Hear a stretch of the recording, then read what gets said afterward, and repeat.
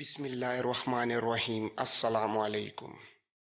داریوش نے جو خزانہ دمشق بھیجا تھا وہ اس وقت یونانیوں کے قبضے میں ہے۔ آج شام تک وہ یہ خزانہ اور تمام قیدیوں کو لے کر واپس سکندر کی طرف روانہ ہو جائے گا۔ ان قیدیوں میں یونان کی ریاست ایتھنز سے آنے والا ایک سفارتی وفد بھی شامل ہے۔ ان سب کو بھی سکندر کے سامنے پیش کیا جائے گا۔ پارمینو نے یہاں آ کر نہ کسی کے ساتھ زیادتی کی ہے اور نہ ہی کسی کو قتل کیا ہے۔ میرے خیال میں اسے ایسا کرنے کی ہدایت سکندر کی طرف سے دی گئی ہوگی، یا پھر ممکن ہے یونانی اس سرزمین کے لوگوں کے ساتھ اچھا سلوک کر کے ان کے دل جیتنا چاہتے ہوں۔ بہرحال معاملہ جو بھی ہو، میں شام کو دوبارہ تم دونوں کے پاس آؤں گا۔ میری آمد سے پہلے آپ دونوں اپنا سارا ضروری سامان سمیٹ لیجئے گا۔ میں آپ دونوں کے لیے گھوڑے لے آؤں گا جن پر سوار ہو کر آپ سفر کریں گی، اس لیے فکر مند اور پریشان ہونے کی بالکل ضرورت نہیں۔ اس موقع پر میں آپ دونوں بہنوں کو یہ یقین بھی دلاتا ہوں، جب تک میری جان میں جان ہے اور جب تک میں زندہ ہوں، کوئی بھی نہ آپ دونوں کی طرف میلی آنکھ سے دیکھ سکتا ہے اور نہ ہی آپ کی جانوں کو خطرے میں ڈال سکتا ہے۔ ہاں، اگر مجھے موت کے گھاٹ اتار دیا گیا تو پھر میں تم دونوں کو اپنے خدا کے سپرد کر کے ہمیشہ کے لیے رخصت ہو جاؤں گا۔ یہ کہتے ہی کریٹس اپنی جگہ سے اٹھ کر بولا، میرے خیال میں آپ دونوں بہنیں تیاری ابھی سے شروع کر دیں، ضرورت کا ہر سامان سمیٹ لیں۔ اگر آپ دونوں کے پاس سامان رکھنے کے لیے تھیلے یا خرجینے نہ ہوں تو میں اس کا انتظام کر دیتا ہوں۔ اس پر بریسین فوراً بول اٹھی، نہیں بھائی، تمہیں ایسا کرنے کی ضرورت نہیں، ہمارے پاس چرمی خرجینے کافی ہیں جن میں ہم دونوں اپنا سامان محفوظ کر لیں گی۔ کیا ایسا نہیں ہو سکتا میرے بھائی کہ تم یہیں بیٹھو، ہم تینوں اکٹھے بیٹھ کر کھانا کھائیں؟ تمہاری یہاں موجودگی سے مجھے ایک عجیب سا حوصلہ اور تحفظ کا احساس ہوتا ہے۔ بریسین کے ان الفاظ پر کریٹس نے چہرے پر ہلکی سی مسکراہٹ کے ساتھ سرسری سی نگاہ دونوں بہنوں پر ڈالی اور پھر بریسین کی طرف دیکھتے ہوئے بولا، اگر آپ دونوں زحمت محسوس نہ کریں تو کیا آپ تھوڑی دیر کے لیے میرے ساتھ کمرے سے باہر آ سکتی ہیں؟ اس موقع پر اناہیتا سوالیہ انداز میں کریٹس کی طرف دیکھنے لگی، جبکہ بریسین کی آنکھوں میں بھی تجسس جھلک رہا تھا۔ پھر بریسین نے پوچھا، کیوں بھائی، خیریت تو ہے؟ اس پر کریٹس نے مسکراتے ہوئے جواب دیا، آپ میرے ساتھ آئیں، میں آپ کو دھوکہ نہیں دوں گا۔ یہ کہہ کر وہ کمرے سے باہر نکل گیا۔ بریسین اور اناہیتا دونوں اس کے پیچھے پیچھے تھیں۔ جب دونوں بہنیں کمرے سے باہر نکلیں تو انہوں نے دیکھا اس کمرے کے علاوہ حویلی کے دوسرے کمروں، دیواروں اور صدر دروازے کے قریب تک مسلح جوان پوری مستعدی کے ساتھ کھڑے ہیں۔ بریسین اور اناہیتا کچھ دیر تک ان مسلح جوانوں کو اطمینان اور پسندیدگی کی نگاہ سے دیکھتی رہیں۔ اسی موقع پر کریٹس نے دوبارہ بریسین کو مخاطب کرتے ہوئے کہا، بریسین میری بہن، یہ تمام مسلح جوان میرے اپنے ہیں، شام تک یہ یہی رہیں گے اور تم دونوں بہنوں کی حفاظت کریں گے۔ شام کو میں خود آؤں گا اور تم دونوں کو اپنے ساتھ لے کر یہاں سے روانہ ہوں گا۔ یہ مسلح جوان بھی ہمارے ساتھ ہوں گے۔ اس کے علاوہ بھی بہت سے ایسے مسلح افراد ہیں جنہیں قیدی بنایا جا چکا ہے۔ اس طرح ہم سب ایک قافلے کی صورت میں یونانی سپہ سالار پارمینو اور اس کے لشکر کے ساتھ یہاں سے روانہ ہوں گے۔ یہ پہلا موقع تھا کہ ان مسلح جوانوں کو اپنی حویلی میں دیکھ کر اناہیتا کے چہرے پر سنجیدگی کے ساتھ ساتھ اطمینان بھی ظاہر ہوا، بلکہ اس کے حسین و دلکش چہرے اور خوبصورت لبوں پر ہلکی سی مسکراہٹ بھی ابھر آئی۔ اس کے بعد کریٹس نے مزید کچھ نہ کہا، دونوں بہنوں کو الوداع کہہ کر حویلی سے باہر نکل گیا۔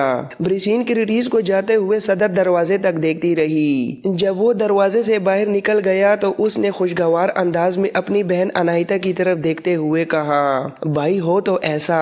اس کے بعد دونوں بہنیں ایک بار پھر چاروں طرف کھڑے مسلح جوانوں کا جائزہ لینے کے بعد واپس اپنے کمرے کی طرف لوٹ گئیں۔ شام کے وقت کریٹس انہیں لینے کے لیے آیا۔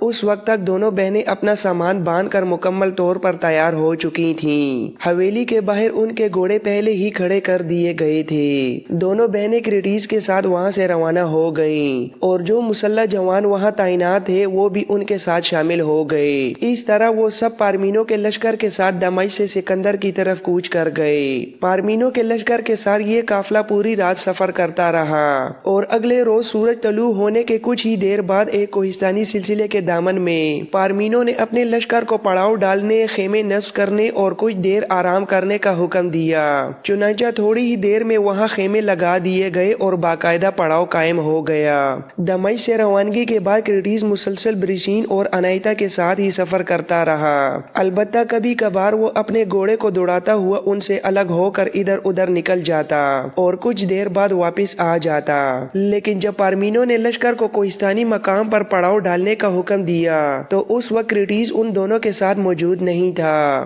دونوں بہنیں اپنے گھوڑوں پر سوار قدرے پریشان کھڑی تھیں۔ بریسین گھوڑے سے نیچے اتری، اسے دیکھ کر اناہیتا بھی فوراً اتر آئی۔ دونوں اپنی اپنی باگیں تھامے کھڑی ہو گئیں، جبکہ کچھ مسلح جوان ان کے گرد ایک مضبوط حصار بنائے ان کی حفاظت کے لیے موجود تھے۔ ان جوانوں کی موجودگی سے دونوں بہنیں کسی حد تک مطمئن بھی تھیں۔ اسی دوران اچانک ایک سمت سے کرٹیس تیزی سے گھوڑا دوڑاتا ہوا آیا، جس لگا کر بریسین کے قریب رکا اور فوراً گھوڑے سے اتر کر بولا، آپ دونوں بہنیں میرے ساتھ آئیں۔ بریسین اور اناہیتا خاموشی سے اس کے ساتھ چل پڑیں۔ تینوں اپنے گھوڑوں کی باگیں پکڑے ہوئے تھے اور مسلح جوان ان کے پیچھے پیچھے آ رہے تھے۔ کچھ فاصلے پر ایک بڑے خیمے کے پاس آ کر کرٹیس رکا اور بریسین کی طرف دیکھتے ہوئے بولا، آپ دونوں اس خیمے میں کچھ دیر آرام کر لیں، گھوڑوں کی باگیں چھوڑ دیں، میں انہیں یہاں خیمے کے گھونٹوں کے ساتھ باندھ دیتا ہوں اور ان کے لیے دانا، چارہ اور پانی کا بندوبست بھی کرتا ہوں۔ اس کے ساتھ ہی گھوڑوں کی باگیں چھوڑ کر بریسین اور اناہیتا خیمے میں داخل ہو گئیں۔ کرٹیس کے اشارے پر جو مسلح جوان ان کے پیچھے آئے تھے انہوں نے فوراً گھوڑوں کو خیمے کے گھونٹوں کے ساتھ باندھ دیا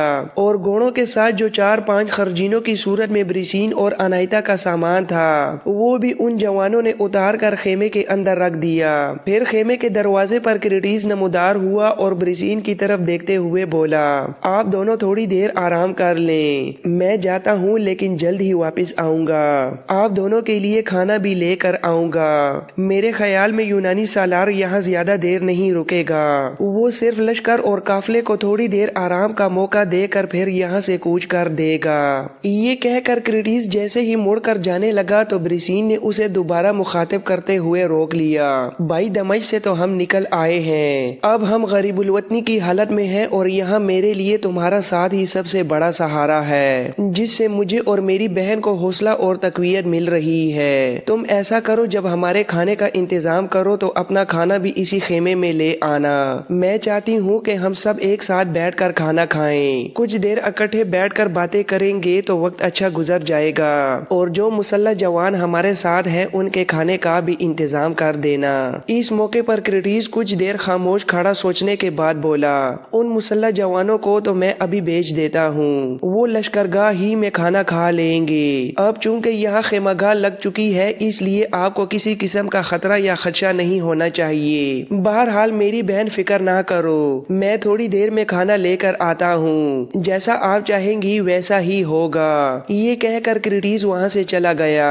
تھوڑی دیر بعد وہ واپس لوٹا، اس کے ساتھ دمشق سے آنے والا ایک مسلح ساتھی بھی تھا، دونوں کے ہاتھوں میں کھانے کے برتن تھے۔ کرٹیس کا ساتھی برتن رکھ کر فوراً واپس چلا گیا، جبکہ کرٹیس بریسین کی طرف دیکھتے ہوئے نرمی سے کہنے لگا، میری بہن آپ دونوں کو یقیناً بھوک لگی ہوگی، پہلے کھانا کھا لیں۔ بریسین نے چند لمحے غور سے کرٹیس کی طرف دیکھا جیسے اس کے ارادوں کو پرکھ رہی ہو، پھر دھیمے مگر سنجیدہ لہجے میں کہنے لگی، اگر تم اپنا کھانا بھی ساتھ لائے ہو تو پھر میں کھا لوں گی، لیکن اگر تم صرف ہم دونوں بہنوں کے لیے کھانا لائے ہو اور اپنے حصے کا نہیں لائے تو یہ کھانا واپس لے جاؤ، میں ہرگز نہیں کھاؤں گی۔ ہاں اناہیتا اگر کھانا چاہتی ہے تو وہ کھا سکتی ہے۔ کرٹیس ہلکا سا مسکرایا اور آنکھوں میں اپنائیت کی جھلک کے ساتھ بولا، آپ فکر نہ کریں، میں اپنا کھانا بھی ساتھ لایا ہوں اور میں اپنی بہن کے ساتھ بیٹھ کر ہی کھانا کھاؤں گا۔ اس بات پر بریسین کے چہرے پر اطمینان اور ہلکی سی خوشی ابھر آئی۔ اس نے اور اناہیتا نے مل کر کھانے کے برتن خیمے کے وسط میں سجا دیے، پھر تینوں ایک ساتھ بیٹھ کر کھانا کھانے لگے۔ ماحول میں ایک عجیب سی خاموش اپنائیت تھی، جیسے اجنبیت کے پردے آہستہ آہستہ ہٹ رہے ہوں۔ کھانے سے فارغ ہو کر بریسین نے برتن سمیٹ کر ایک طرف رکھ دیے، پھر کرٹیس کی طرف متوجہ ہو کر بولی، بھائی اب میں تمہیں اس خیمے سے باہر نہیں جانے دوں گی، آج تم یہیں بیٹھو گے اور ہم باتیں کریں گے،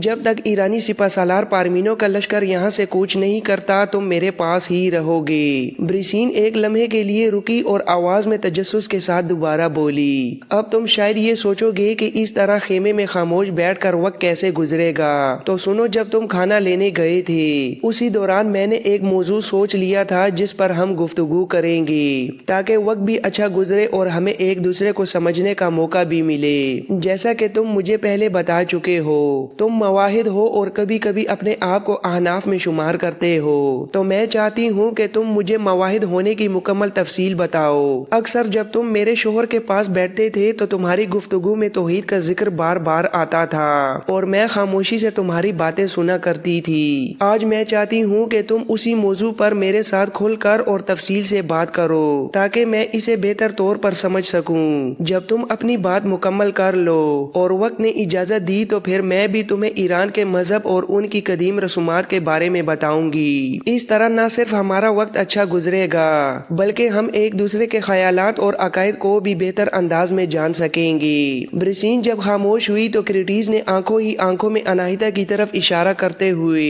نہایت سنجیدگی سے برسین کو مخاطب کرتے ہوئے کہا، میری بہن، میں آپ کی ہر تجویز سے اتفاق کرتا ہوں۔ اگر آپ اس موضوع پر گفتگو کرنا چاہتی ہیں تو ضروری نہیں کہ ہر کوئی اس گفتگو کو سننا پسند کرے، اس لیے آپ کو دوسروں کے احساسات کا بھی خیال رکھنا چاہیے، کہیں کسی کی دل آزاری نہ ہو جائے۔ جواب میں برسین ہلکا سا مسکرائی اور آنکھوں میں شوخی لیے کہنے لگی، میں تمہارا اشارہ اچھی طرح سمجھ چکی ہوں۔ اگر تم اناہیتا کی طرف اشارہ کر رہے ہو تو مجھے یقین ہے کہ اناہیتا اس معاملے میں کوئی اعتراض نہیں کرے گی، اور اگر ہماری گفتگو اسے پسند نہ آئے تو خیمہ اتنا بڑا ہے کہ وہ پیچھے جا کر آرام سے لیٹ سکتی ہے۔ آخر یہ کھانا بھی کھا چکی ہے، اسے آرام کرنا چاہیے اور ہم دونوں بہن بھائی سکون سے بیٹھ کر گفتگو کرتے ہوئے وقت گزار سکتے ہیں۔ اس موقع پر اناہیتا بھی خاموش نہ رہ سکی۔ اس نے نرم لہجے میں کہا، آپ لوگ بے فکر ہو کر جو چاہیں گفتگو کریں، میں نہ تو برا مانوں گی اور نہ ہی درمیان میں مداخلت کروں گی۔ اناہیتا کے ان الفاظ سے برسین کے چہرے پر اطمینان پھیل گیا۔